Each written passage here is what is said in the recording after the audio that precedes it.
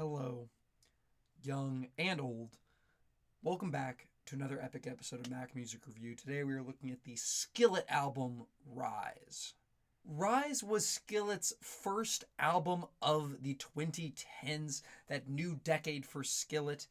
And it's not like their most popular album. I don't think. I don't know if any of these songs are big hits. Of course, there's millions of views on several of these songs on YouTube just because Skillet is a massive band, but it doesn't have any signature songs from them.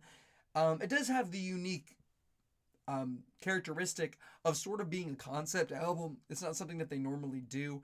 I've listened to a couple Skillet albums, and none of them were concept albums really at all. But this one, they have these 30-second long skit things that happen at the end of the song, and I don't think it adds too much to the album. The concept is kind of just this apocalyptic, rise, stuff is bad.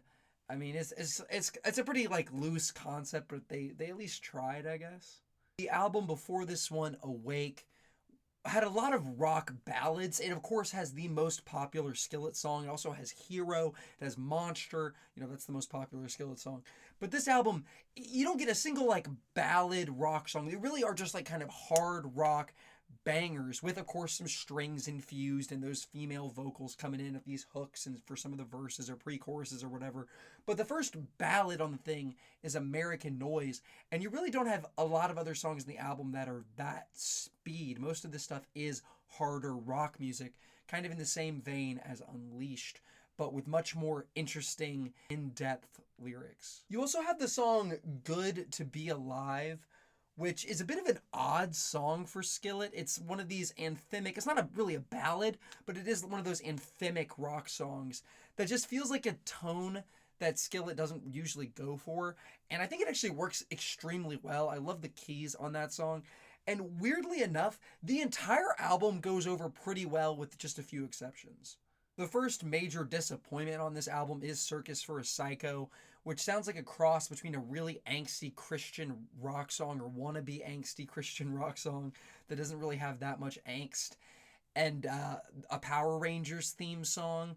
It's just extremely corny when you get those backing vocals on the hook, or after the hook they go psycho, go go go. It's oh, what happened? Skillet has their fair share of cringe moments on every single album, but this is hands down hands down the cringiest moment on this album, and one of their cringiest songs, I would say. And of course, I can't handle these Skillet rock ballads, these slower songs by Skillet. I think they're just so much better when they're going full throttle rocker mode, but head banging type of Skillet. But American Noise, I do not like the music on this song. I do not like the production. I think it's overproduced. I think John Cooper's voice is not fit for this type of music. He's just, I don't like his voice doing this. I like it when he's screaming. I like it when he's doing a crazy high energy hook with grit. I do not like it when he's doing this. But lyrically, I think the song is pretty good and actually a standout from the album, and an interesting kind of take on Christian nationalism, which is interesting. I think it's interesting because some of the more recent Skillet albums thematically could kind of fall into the it almost sounds like a soundtrack for Christian nationalism, and the song is very anti-Christian nationalism in my interpretation of it. So you have to listen to the song for yourself, but I think it's more nuanced than you would expect from Skillet, and lyrically a pretty good song. The last two songs on the album, hard to believe, hard to find, and what I believe. Sorry, I'm just looking at the track list and short-term memory loss. But these two songs are a bit slower rock songs, and they're just kind of forgettable. They're not overtly terrible in any way, musically or lyrically, but they just don't do a lot for me, and just ultimately don't leave a lasting impression.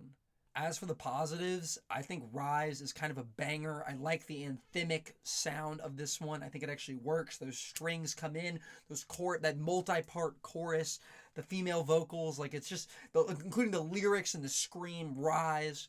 And then Sick of It is my favorite song on this album. Sick of It is just a banger. This is just a hardcore, this is a really underrated song, and I just love this song. It's just the Skillet brings the energy, and I'm just all here for it, you know? Sick of it. Are you sick? Are you sick of it? I like the slow building rager energy of Not Gonna Die. I think it actually goes over pretty well, even though it's not the hardest rocking song on this album. I just think that the production serves it well, including that pre-chorus that's sung by the female singer in the band. Madness in Me goes hard. It's got a lot of energy. I'm just kind of a rager, and it works. Salvation, Fire and Fury, and My Religion are all pretty good. There's something to like about all of these songs. Fire and Fury is a little bit more cinematic, and I think it's one of the cinematic Skillet songs that actually goes over pretty well. Sometimes when they embrace the sound, it sounds mad, corny, and kind of bad, like on Awake. I don't think it works like at all on that album, but this one has that cinematic chorus and performance by John Cooper that I think actually works pretty well. Salvation is just pretty good, and My Religion, lyrically, I think is one of the more interesting songs, and musically also works pretty well, goes over pretty well. All in all, I actually do vibe with the Skillet album, just because I think musically it's pretty good. Like, just most of these songs have something to like, and even if I don't vibe with the songs musically, I think lyrically the album is pretty decent, pretty well written. And it's just, in my opinion, the most listenable Skillet album. It doesn't, even the low points on this album are not as low as the low points on Unleashed, even though I probably will come back to Unleashed more, just because that has those ragers, that high energy Skillet that I'm looking for. And Skillet's not always in rager mode on this album, but I think this is the most consistent Skillet album. The low points on this are not as low as the low points on Unleashed, in my opinion. And I mean, I like 8 of the 12 tracks, so I'm giving it a 3.5 star rating out of 5. Yeah. This is the last Skillet album I'm doing in a long time. I need to take a break from this band. And interestingly, I've heard that Dominion, their newest album, is actually pretty good. And from what I heard, it was pretty interesting and adventurous and like musically, maybe even ambitious for the band. Like, maybe it's good. Like, I would be curious to visit it in the far future, but for now I want to get as far away from this band as physically possible. Thank you for watching this video. Have a great rest of your day.